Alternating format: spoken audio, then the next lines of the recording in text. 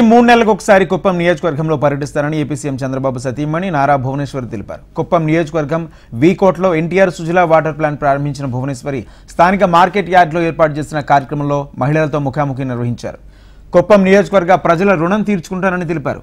చంద్రబాబును 8 సార్లు ఎన్నికల్లో క్రమం తప్పకుండా గెలిపించిన నియోజకవర్గ ప్రజల అభిమానం ఎప్పటికీ మరవనన్నారు. ఈ కార్యక్రమంలో పలమనేరు ఎమ్మెల్యే అమర్నాథ్ రెడ్డితో పాటు పలువురు టీడీపీ నేతలు పాల్గొన్నారు.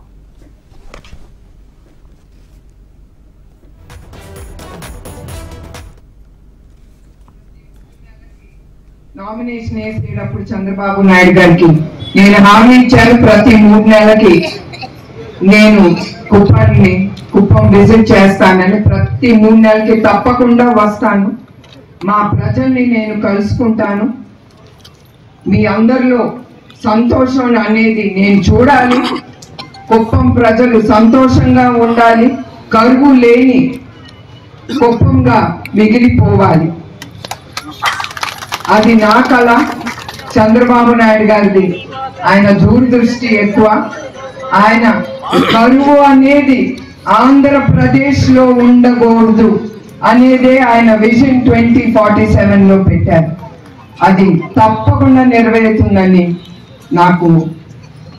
నాకంటే కూడా మీకు నమ్మకం.